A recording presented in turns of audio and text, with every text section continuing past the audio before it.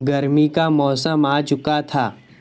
किसान पक्षी तो बहुत खुश थे क्योंकि उनकी फसलें जो पक गई थी।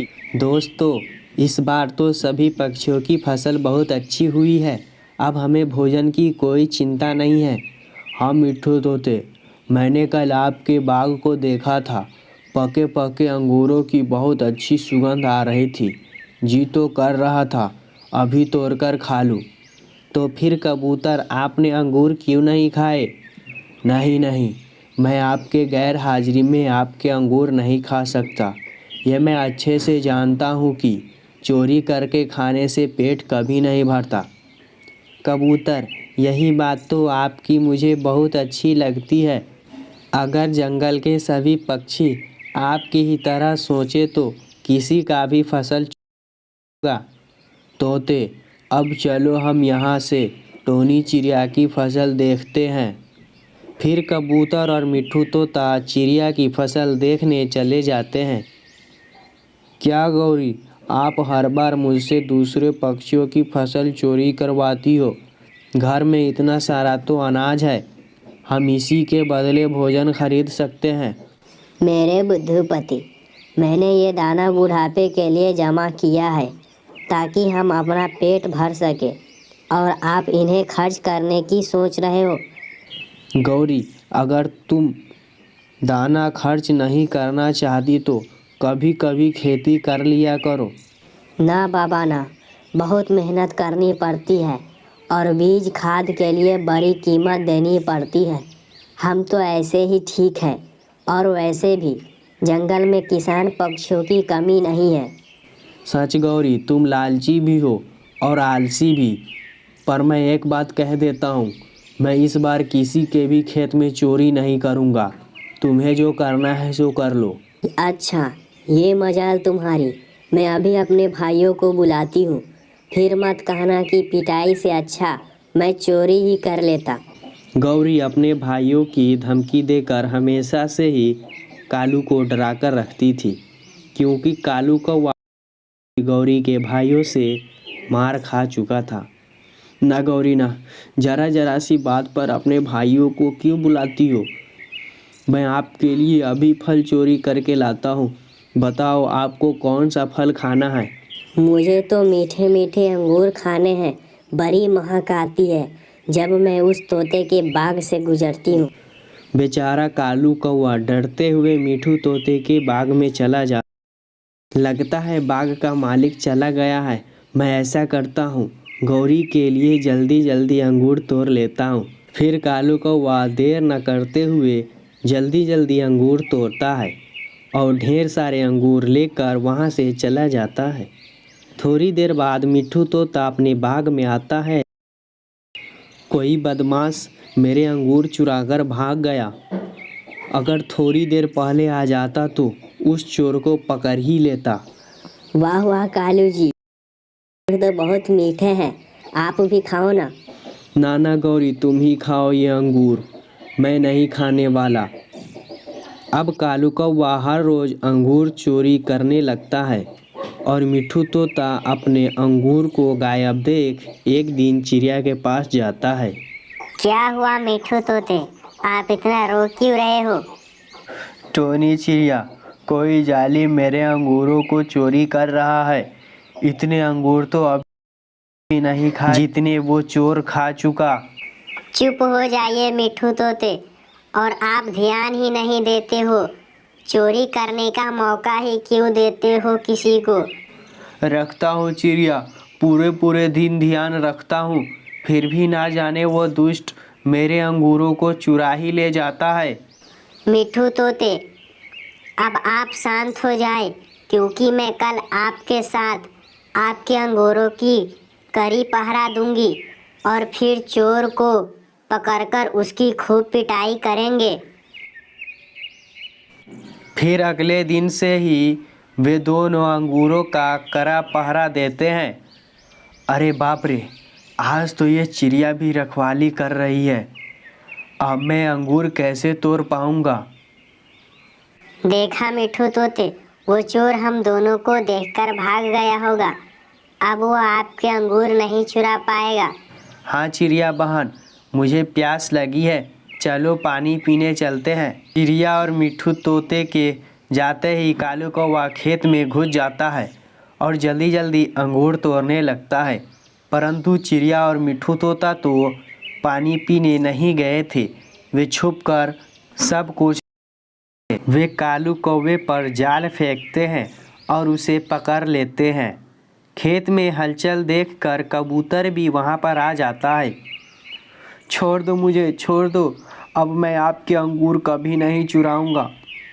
दुष्ट कौवे, तो वो तुम हो जो मेरे अंगूर चोरी करके ले जाते हो। मैं तुम्हें छोड़ूंगा नहीं। हाँ, हम तुम्हें चील सिपाहियों के हाथ सौंपेंगे, वही तुम्हारी सारी अकल ठिकाने लगाएंगे, फिर चोरी करने का भूल जाओगे।